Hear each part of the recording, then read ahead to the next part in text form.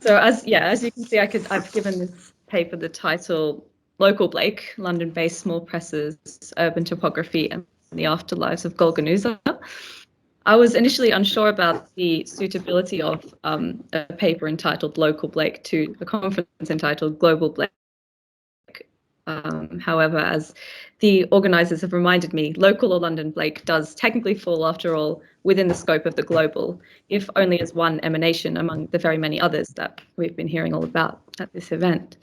I myself am zooming in nocturnally from Melbourne, Australia, but my talk concerns the legacies of Blake within the small press and artist networks of London, where I usually live and do my research. I'll be talking about presses like Ian Sinclair's Albion Village Press, which is probably the best known Blakean small press, but also about a host of lesser known and ongoing projects like Hercules Editions and Entropy Press, for example. As such, this research builds on the work of Shirley, Dent and Jason Whittaker in their chapter on Metropolitan Blake, but I focus particularly on the context for production and dissemination of London Blakean material through a set of locally networked independent practices, or practices that are aspiring in some way to be independent. This is part of my PhD project, in which I characterise Blake as a kind of subversive cartographer and examine the reception of Blakean cartographies up to the present day, particularly through the lens of local social and professional networks. In this talk, I want to put a little bit of pressure on the idea of the local and to consider what is distinctive about the kinds of local Blakes or local Blake or local Blakes that I've encountered within London.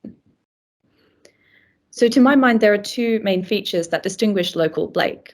Firstly, I draw attention to the abundance in London particularly of independent publishing ventures with Blakean redolences up to the present day. Could we go to the next slide, please? Thank you. So I'm talking about presses with Blakean sounding names like Albion Village Press, Golgonooza Press, Hercules Editions and Enetharmon Editions. These small presses, often rooted in countercultural ideas and practices, bespeak and foster a certain reputation, which has been increasingly accrued to Blake, of experimental and autonomous artisanship operating outside of or in opposition to the dominant means of production, as enshrined in today's market in the so-called Big Five publishing conglomerates that have been increasingly consolidated during the last 2 decades especially.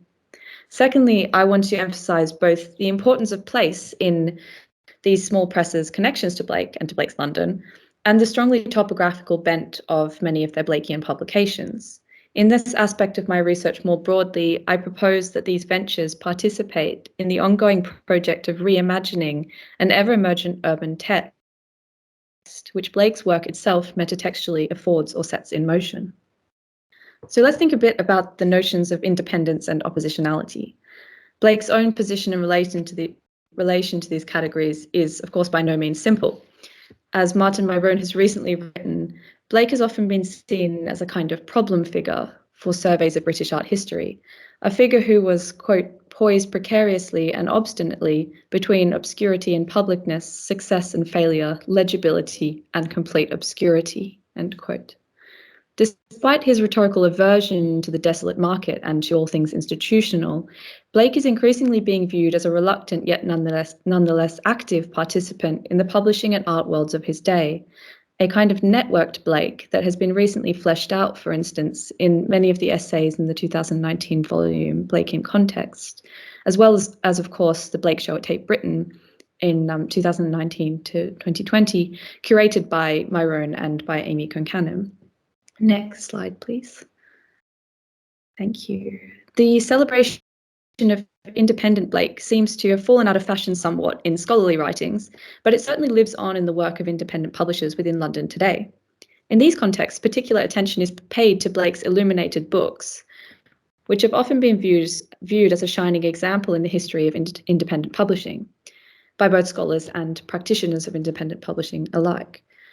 As Maurice Eves wrote some time ago, quote, Blake's artistic decision to become an independent publisher was a landmark in the history of publishing, not because he was the first or the last to make that decision, but because he was far more aware than most others of why he was doing it, end quote.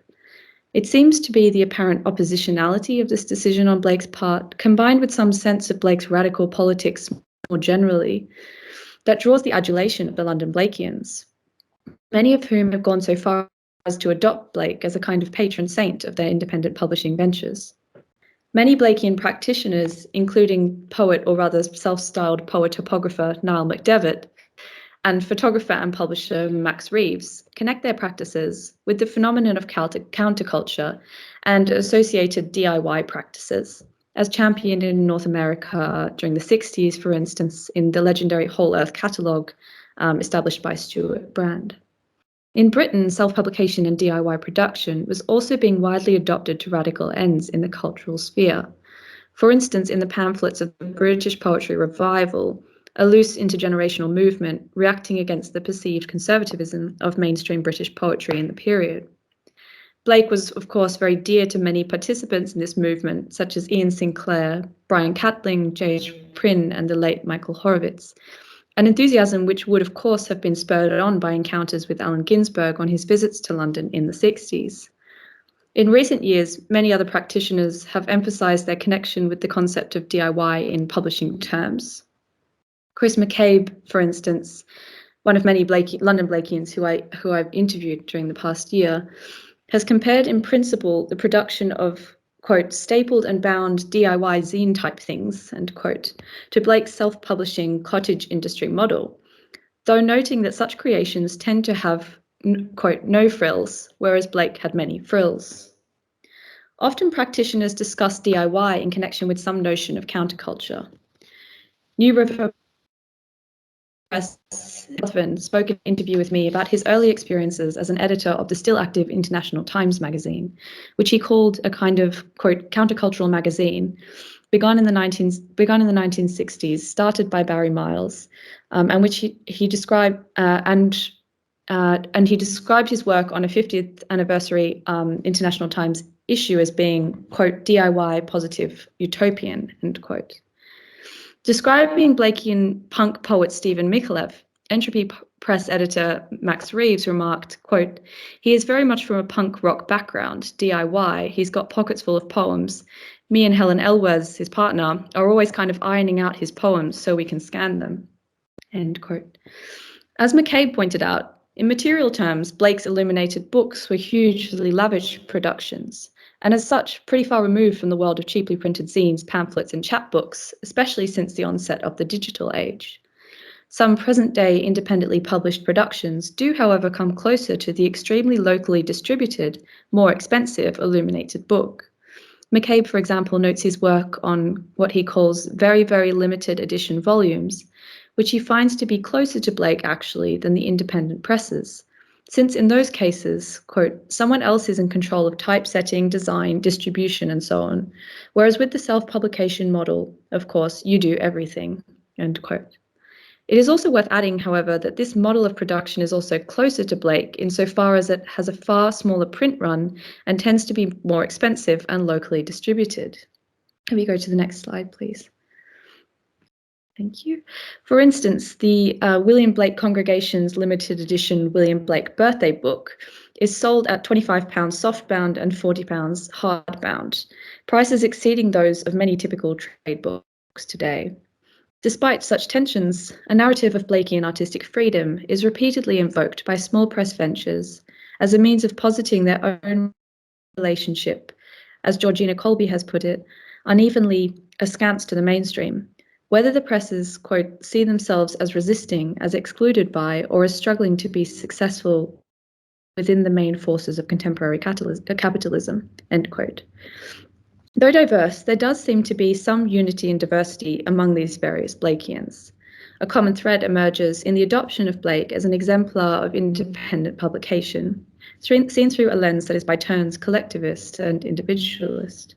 Secondly, in considering these networks of people as strongly and self-consciously situated in particular places, a through line emerges from Blake's life as a Londoner and his treatment of London in his own work, to contemporary Blakean practitioners' frequent fascination with local geography and history, which I'll turn to now. Next slide, please. For many, harking back to Blake often provides something like a kernel of hope or inspiration amid frightening present-day forces of oppression and alienation in a rapidly changing urban landscape. From psychogeography to pilgrimage and the politics of place, the ground-level walker's perspective is fundamental to present-day urban mappings in ways that reactivate Blake's own poetic and visual imagery of walking within an endlessly fragmenting metropolis, as particularly immortalised in his famous poem, London. Though there are many confluences of these streams, it is my claim the practitioner's impulse to view London through a Blakean lens itself springs in large part from the peculiar mappings that one encounters in Blake's own work. Blake gestures repeatedly towards some potential map of London, though he always holds back from the finished map product in order to emphasise the activity of mapping itself as an ongoing and potentially very powerful and empowering enterprise. This mapping in progress has lent itself to a great many London-based creative responses that take their cue from Blakean coordinates, be that specific places that Blake mentions in his work, or some of the more seemingly abstract terms he uses to adumbrate Golgonooza. They're usually not trying to complete, but rather to continue such Blakean mappings. In our interview, Chris McCabe commented explicitly on his sense of the metatextuality of Blake's mapping of London in the illuminated books. Next slide, please. Chris McCabe explained that, quote, "As a writer, a poet myself, I think what's significant is the way Blake internalizes and objectifies London around him. It's such a gift to be inside another poet's working practice, and that is the entirety of Blake's working practice. It's very meta, it's very live, and very in the process of being worked out, even while it's presented as the finished work eventually. This sense of mapping in progress need not in itself ensure a purely local scope. The local terms of application seem, however, to be very much tied to an almost spiritual recourse to the actual places where Blake lived, worked, and walked. Leader of the Blake Walks, a regular series of walks held in London, Niall McDevitt also uses his street-level investigations as fodder for prolific writings on Blake's London, Jerusalem, and contemporary London, much of which has been published by London's New River Press or self-published on his blog, Poet Topography. Next slide, please. Poet and artist David Suff describes an experience in Bunhill Fields as an almost epiphanic moment in his creative development, saying, quote, "Somehow it all seemed like I was kind of in the presence of at the very least, a Blakean way of looking at the world. I'm not claiming that there was a ghost speaking to me from the past. It wasn't that kind of experience, but it was something very powerful, and it fed into a lot of my work." Meanwhile, poet, artist, and Lambeth dweller Sophie Herzheimer describes her sense of feeling Blake's presence in Lambeth, where she grew up and still resides. Quote, "I love that idea that there's a sort of force field in which Blake walks past my childhood house, I walk past his childhood house, and round we go. While such accounts operate within a distinctly local framework, there is also a wider sense of Blakean mapping that need not absolutely be confined to London.